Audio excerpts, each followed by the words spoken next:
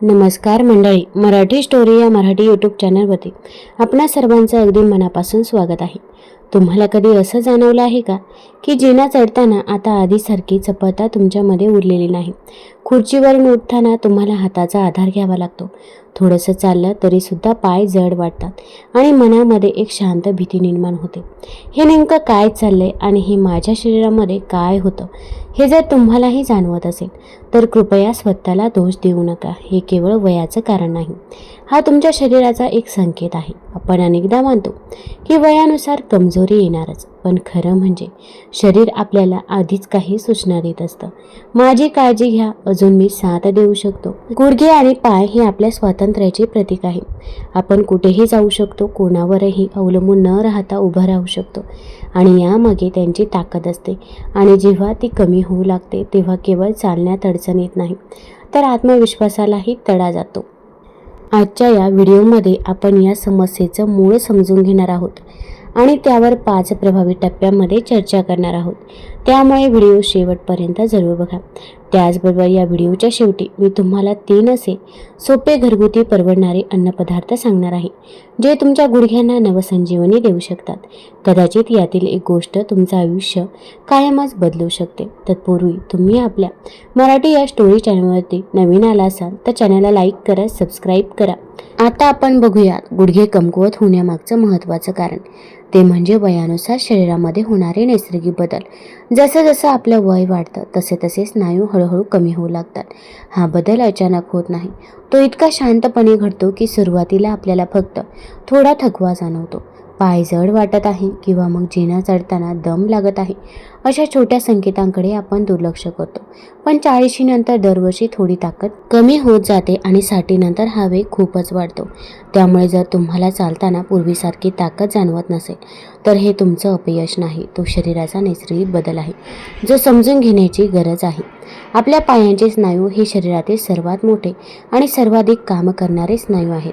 आपण प्रत्येक वेळी उभं राहतो, चालतो, जिना चढतो, बाजारात जातो तेव्हा पूर्ण शरीराचं ओझं हेच स्नायू सांभाळत असतात.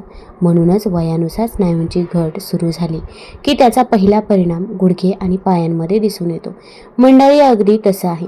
जसं एखाद्या मजबूत घराचा पाया हळूहळू झिजू लागतो तर संपूर्ण रचनेवरती त्याचा परिणाम होऊ लागतो. जर पाया कमकुवत झाला तर वरचं बांधकामही अस्थिर होतं. तसंच पायांच्या स्नायूमध्ये ताकद जर कमी झाली की संतुलन बिघडू लागतं, चालणं मंदावतं आणि आत्मविश्वासही कमी होऊ लागतो. म्हणूनच मी तुम्हाला एक मैत्रीपूर्ण सल्ला देऊ इच्छिते. या कमजोरीकडे वय झाले, आता असंच होणार म्हणून पाहू नका, कारण दुर्लक्ष केल्यास पडण्याचा धोका वाढतो आणि साधं पडणं सुद्धा मोठ्या दुखापतीमध्ये बदलू शकतं.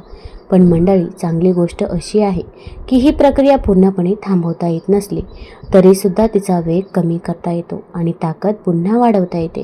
योग्य वेळी लक्ष दिलं, थोडा व्यायाम केला, थोडा आहार आणि सातत्य ठेवलं तर शरीर पुन्हा साथ देऊ लागतं. त्यामुळे कृपया स्वतःला असं समजू नका. ही एक चेतावणी आहे आणि योग्य काळजी घेतली तर सुधारणा नक्कीच शक्य आहे. दुसरी गोष्ट आहे ती म्हणजे अनेकदा गुडघे दुखायला लागले की आपण स्वाभाविकपणे हालचाल कमी करतो. जास्त चालण्यात अजून दुखेल असं आपल्याला वाटतं. आपल्या मनामध्ये असा विचार येतो. पण खरं सांगायचं तर याच ठिकाणी आपली मोठी चूक होऊन बसते. कारण हालचाल थांबवली की स्नायूंना काम मिळत नाही आणि ते अजून वेगाने कमकुवत होऊ लागतात. गुडघ्यांना विश्रांतीची गरज असते, पण पूर्ण निष्क्रियतेची नाही. योग्य, सौम्य आणि नियमित व्यायाम हेच खरं त्याचं औषध आहे. दररोज फक्त 20 ते 30 मिनिटं सावकाश चालणं, घरातच हलके स्क्वॉट्स करणं, भलेही तुम्ही ते खुर्चीचा आधार घेऊन करू शकता किंवा भिंतीला टेकून काही सेकंद बसण्याचा सराव, हे साधे उपाय मोठा फरक घडवू शकतात. व्यायामामुळे स्नायूंमध्ये रक्तप्रवाह वाढतो, त्यांना अधिक पोषण मिळतं आणि ते हळूहळू पुन्हा बळकट होऊ लागतात. सर्वात महत्त्वाची गोष्ट म्हणजे वय कितीही असो, शरीरामध्ये सुधारणा होऊ शकते. अगदी 70 वर्षानंतरही स्नायूंची ताकद वाढवता येते. फक्त सुरुवात हळू करा आणि स्वतःला त्रास होईल इतकं करू नका, पण सातत्य मात्र सोडू नका. यासोबतच योगा, प्राणायाम आणि संतुलन सुधारण्यासाठीचे हलके व्यायाम खूप उपयोगी ठरतात. हे केवळ ताकद वाढवत नाही तर शरीराचं संतुलन सुधारतात आणि पडण्याचा धोकासुद्धा कमी करतात. लक्षात ठेवा की हालचाल म्हणजे जीवनाची खूण आहे. जोपर्यंत आपण चालतो, उभे राहतो, प्रयत्न करतो, तोपर्यंत आपण स्वतंत्र आहोत, म्हणून कृपया भीतीपोटी हालचाल थांबवू नका. योग्य मार्गदर्शनाखाली संयमाने आणि आत्मविश्वासाने पुढे चला. तुमचं शरीर अजूनही तुमची साथ देण्यासाठी तयार आहे. मंडळी, एक महत्त्वाची गोष्ट मी सांगू इच्छिते. केवळ व्यायाम करून चालणार नाही. स्नायूंना योग्य पोषणही तितकंच आवश्यक आहे. आपण घर दुरुस्त करताना मजबूत सिमेंट वापरतो, तसंच शरीर दुरुस्त करताना योग्य अन्नाची देखील गरज असते. स्नायूंच्या दुरुस्तीसाठी आणि वाढीसाठी प्रोटीन अत्यंत महत्त्वाचं आहे.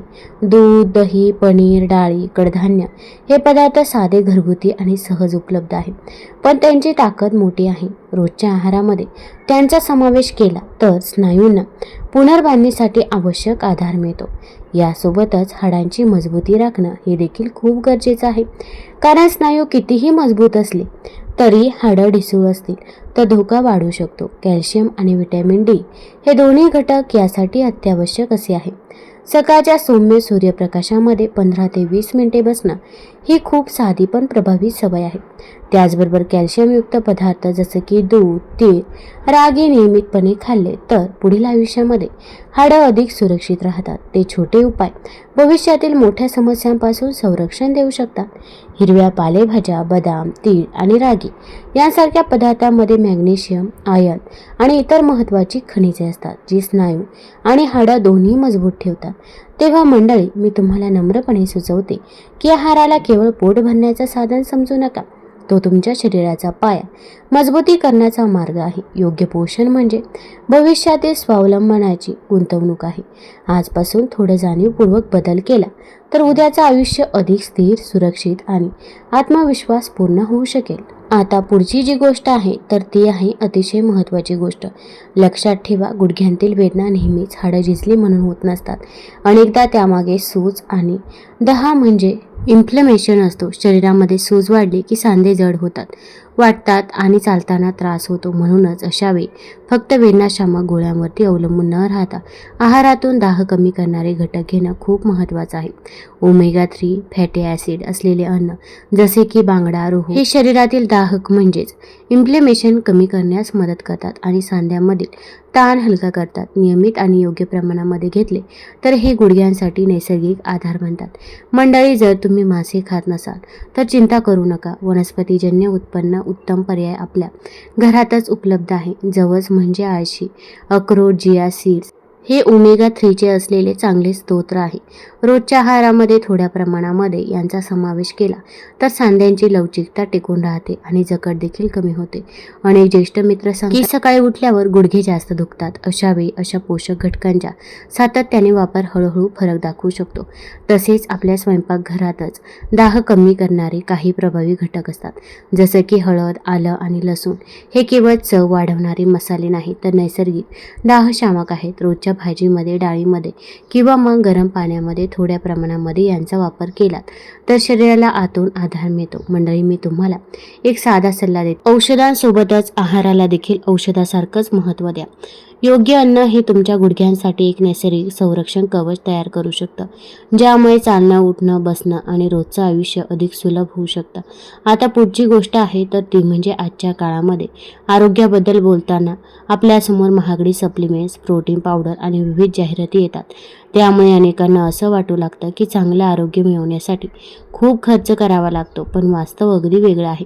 आपल्या घरच्या स्वयंपाकघरातच अशी अनेक नैसर्गिक आणि परवडणारे अन्नपदार्थ आहेत जे शरीराला दीर्घकाळासाठी मजबूत आधार देतात. शरीराला कृत्रिम गोष्टींपेक्षा सातत्यानं मिळणारं साधं पौष्टिक अन्न अधिकच उपयोगी ठरतं. त्यामुळे सर्वप्रथम ही समजूत बदलण्याची गरज आहे की महाग म्हणजे प्रभावी तेलयुक्त मासे जसे की बांगडा, साडीन किंवा रोहू हे ओमेगा 3 फॅटी ॲसिडचे उत्तम स्तोत्र मानले जातात. ओमेगा 3 शरीरातील दाह कमी करण्यास मदत करतात, सांध्यामधील जखड कमी करते आणि स्नायूंना लवचिक ठेवतं. मंडळी, ज्यांना मासे खाणं शक्य नाही त्यांच्यासाठी जवस आणि आळशी, अक्रोड किंवा चियास हे उत्तम पर्याय आहेत. हे घटक रक्ताभिसरण सुधारतात आणि स्नायूंच्या पेशींना आवश्यक असं पोषण देतात.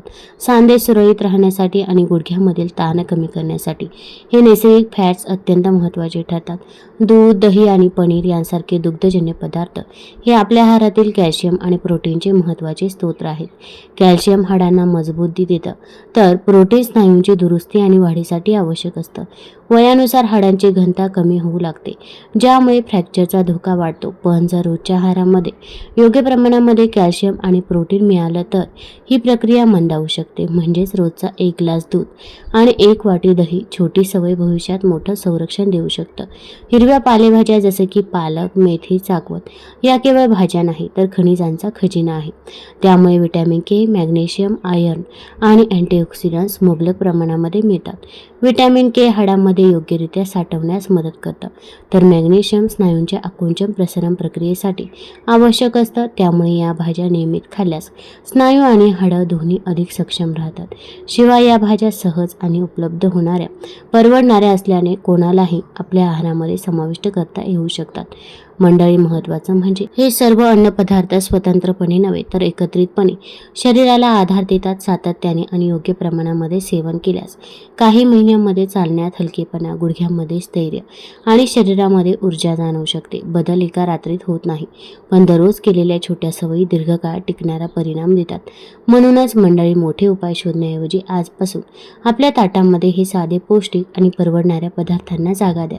कारण खरी ताकद ही महागड्या सप्लिमेंट्स मध्ये नसते, ती आपल्या रोजच्या जीवनात असते. आज आपण जे काही समजून घेतलं ते फक्त गुडघ्यांपुरतं मर्यादित नाही, ते आपल्या संपूर्ण स्वावलंबी आयुष्यासोबत जोडलं गेलेलं आहे. चालणं, उभं राहणं, स्वतःच्या पायावर विश्वास ठेवणं ही केवळ शारीरिक क्रिया नाही तर आत्मसन्मानाची खूण आहे. वय वाढणं ही नैसर्गिक प्रक्रिया आहे, पण अशक्त होणं अनिवार्य नाही. शरीर आपल्याला वेळोवेळी संकेत देतं आणि आपण त्या संकेतांकडे लक्ष दिलं तर ही परिस्थिती बदलू शकते. आज घेतलेला छोटासा निर्णय, थोडी हालचाल, थोडा योग्य आहार आणि थोडंसं सातत्य उद्याच्या आयुष्यामध्ये मोठा फरक घडवू शकतं. लक्षात ठेवा की सुधारणा एका दिवसामध्ये दिसणार नाही, पण सातत्याने केलेला प्रयत्न कधीच वाया जात नाही. सुरुवातीला थोडी कळ, थोडा थकवा जाणवेल, पण हळूहळू शरीर साथ द्यायला लागेल. एक दिवस तुम्ही जिना चढाल आणि लक्षात येईल की आज थोडं सोपं वाटतं. तोच क्षण तुमच्या मेहनतीचं फळ असेल. म्हणूनच घाई करू नका, पण थांबूही नका. स्वतःशीच केलेलं वचन पाळा की मी माझ्या आरोग्याला प्राधान्य देणार आणि सर्वात महत्त्वाचं म्हणजे स्वतःवर विश्वास ठेवा. वय काहीही असो, आपल्या शरीरामध्ये बदल घडवण्याची क्षमता असते. तुम्ही असहाय्य नाही, तुम्ही कमजोर नाही, तुम्ही फक्त योग्य दिशेने एक पाऊल टाकण्याची वाट पाहत आहात. मंडळी, आज ती सुरुवात करा, कारण मजबूत गुडघे म्हणजे फक्त वेदनारहित चालणं नाही तर ते आत्मविश्वासाने जगण्याची ताकद आहे. तुम्हाला जर हा व्हिडिओ आवडला असेल तर चॅनल लाईक करा, सबस्क्राईब करा आणि आपल्या मित्रपरिवारासोबत जरूर शेअर करा. धन्यवाद.